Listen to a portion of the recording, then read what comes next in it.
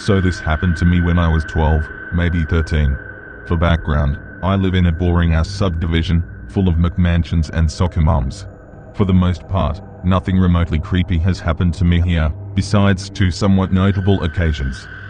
Occasion 1. To the side of my neighborhood is a little patch of forest. Well, I should clarify, my entire neighborhood is surrounded by forest, but almost all of it is watershed land, which is entirely off-limits, and fenced off. This little patch of forest to the side isn't watershed, though, and so my friends and I would often go here.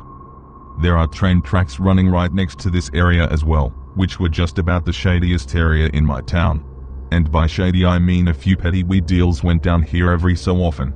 A homeless guy also lived in our little forested strip, which we were somehow fascinated by.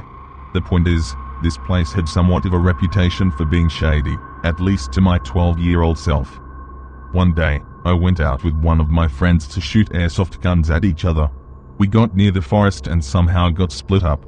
I assume maybe we were trying to play some kind of airsoft game, but I'm not sure. I headed to the forest while he stayed in the pre-development subdivision land directly outside my neighborhood.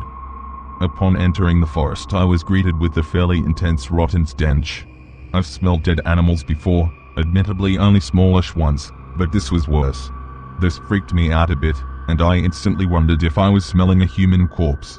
I somehow continued into the forest, my rational brain still managing to keep myself convinced that this was almost certainly just a dead animal.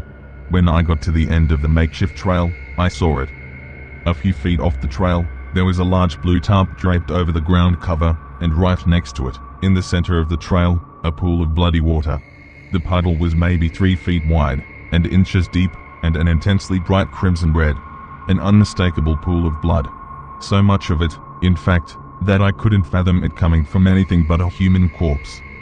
So I instantly decided to just book it home and call the police, but right before I did, I noticed little shiny things in the water. A lot of shiny little things. They were bones. Tiny bones. Fishy bones. The puddle was filled with fish skeletons. After closer inspection I could see that the puddle is entirely filled with mostly decomposed fish. Under the tarp is a larger pile of less decomposed fish. Phew. No body.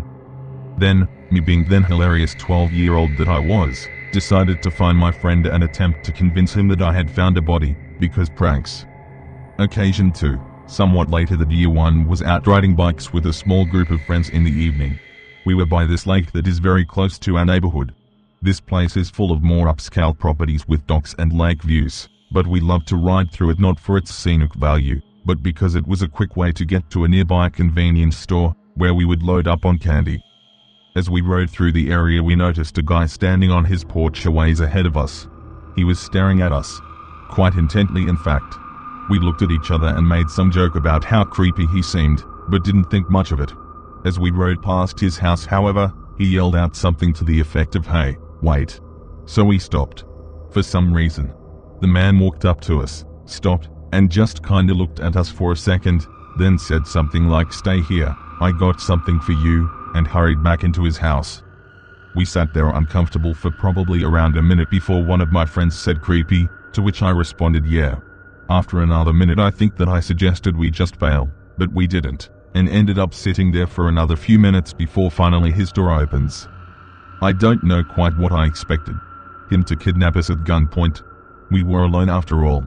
Whatever he had in mind, it was some of the weirdest social behavior I have ever seen. He steps out the door. No gun, thankfully, but is instead carrying a plastic bag. He walks up and hands it to us. The thing is filled with wheels. Skateboard wheels and scooter wheels.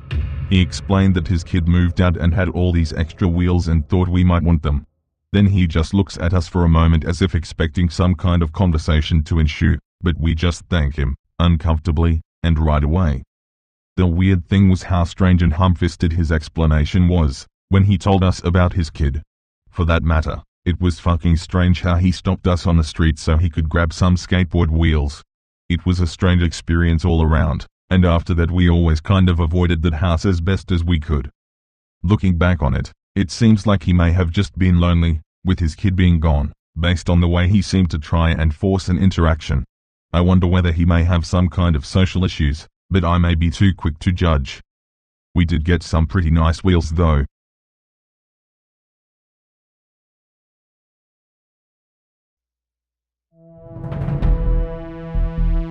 Thank you for watching. Please like, share, and subscribe for more videos. Oh, and if you liked this story and have your own Reddit account, please upvote the story. Link is in the description.